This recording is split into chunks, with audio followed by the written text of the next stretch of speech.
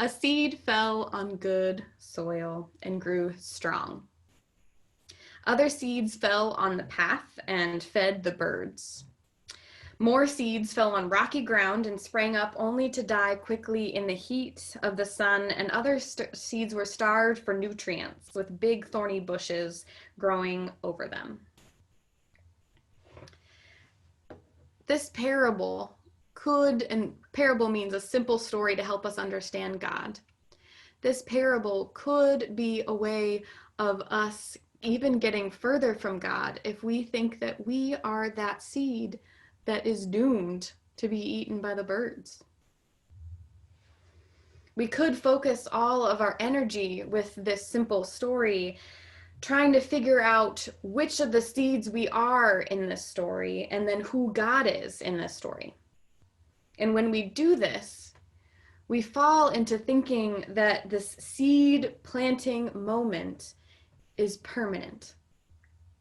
If we are the seed, we are doomed to stay exactly where we have been dropped our whole life. If we are the soil, we are permanently marked and doomed to be full of silt, or overrun by pokes of distraction, or trampled on by hikers. If we are lucky to somehow be one of the chosen few, we are the seeds put in good soil. And nutritious soil is where our faith can thrive, and we are loved, and we have never had anything wrong happen to us. But how many of us actually feel like that right now? I don't see anyone jumping up and down and saying, yeah, that's me. So I'm going to do an activity today with you all, which is we're going to kind of stew in what the soil that we are experiencing right now this summer is, this soil of 2020. So feel free to unmute yourself. And we're gonna just check out our soil landscape. And I'm gonna use some little pieces to help me describe our landscape today.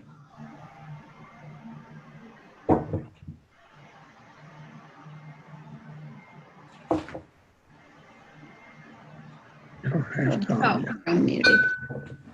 What are some things that we are currently experiencing?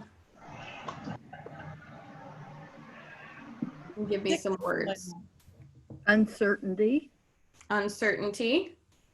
I would say that's probably some rocks, so rocky ground.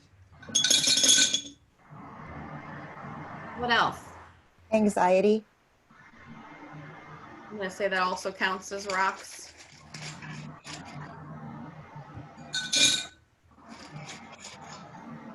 Think of it. Can you say that one again?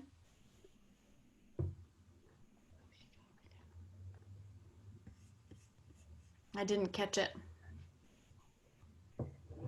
Lack of water. Lack of water.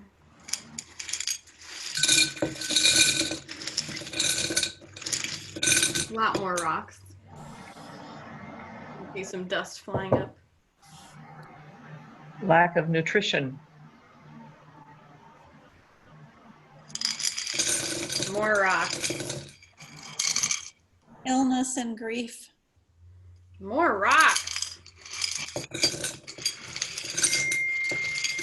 I'm gonna run out of rocks.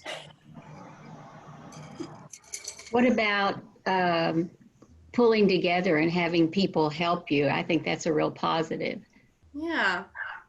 I have some soil here. I would say that's some good soil. The fact that we do have people that are coming together.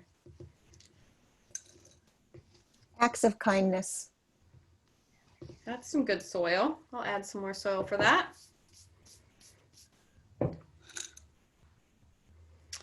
Something that is deeply rooted in our country and in our system that is definitely choking us out right now because it is coming to our own fruition right in front of us would be systemic racism. So I'm going to put these fake flowers that are not blooming, but they can be deeply rooted in the rocks and in the soil. that make it hard for anything else to grow. I was going to say shame and defensiveness. Anger. Some anger, and then what did you say, Kathy? Shame and defensiveness. Shaming and defensiveness.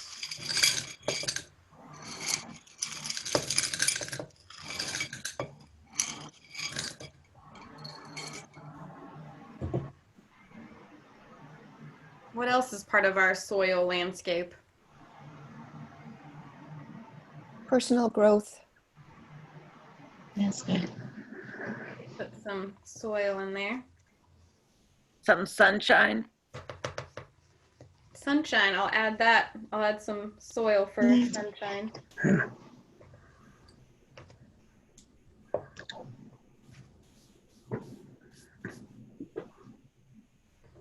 So we have quite a nice little landscape of what's going on.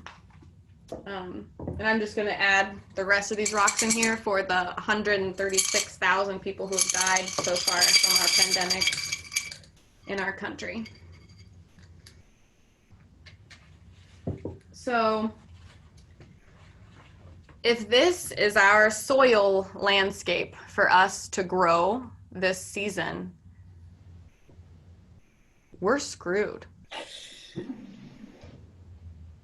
This is not easy soil to blossom in and to grow in. Everyone in 2020 is exhausted right now. It's bigger than physical exhaustion, too. The word and phrase I would use for how our just whole world is feeling right now is spiritual fatigue. Fatigued from having to hear about continual grief and hurt and hearing more people being diagnosed that are close to us and people even dying that are close to us. Hearing people on the streets that are still demanding for justice and ourselves feeling lonely and tired of doing all this isolation. When we interpret this parable as a permanent experience for our soul, that we will not be able to grow in this soil that is happening during this particular season of our lives, we set ourselves up to be the ones for blame in this situation. What is wrong with my faith that I can't grow in these terrible roots that are grounding me to this rocky soil with little bits of fertile soil, but that's really hard to grow?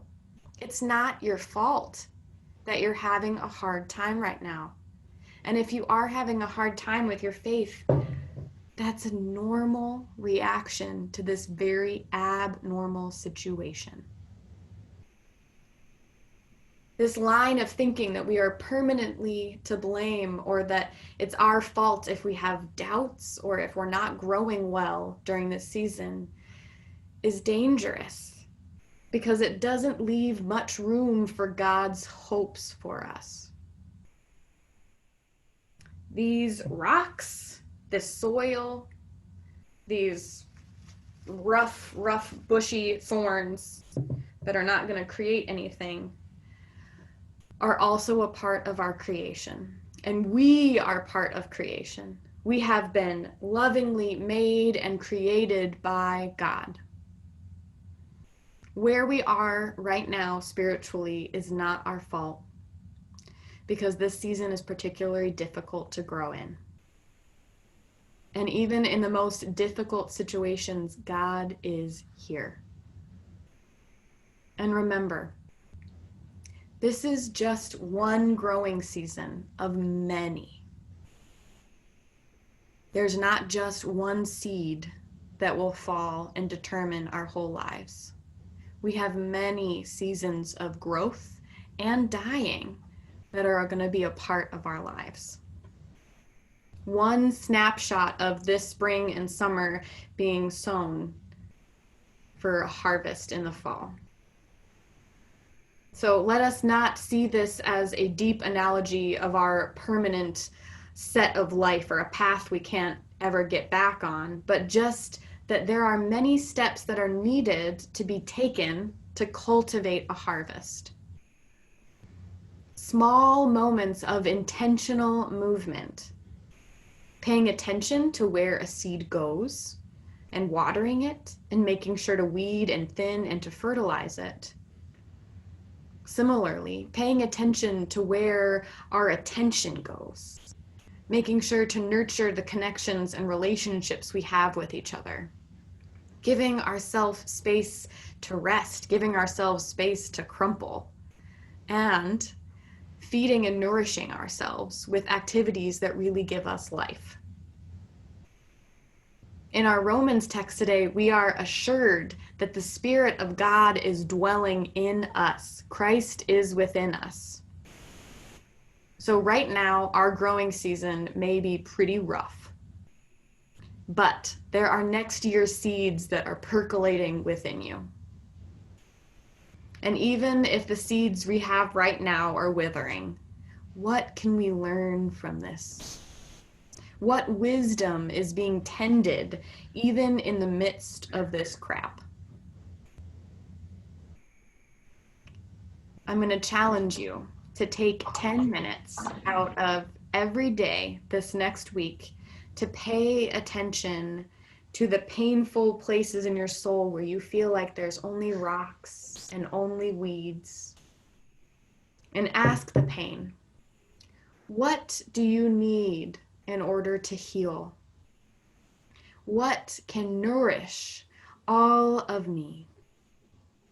What can eventually grow out of this season in our lives? Amen. Amen.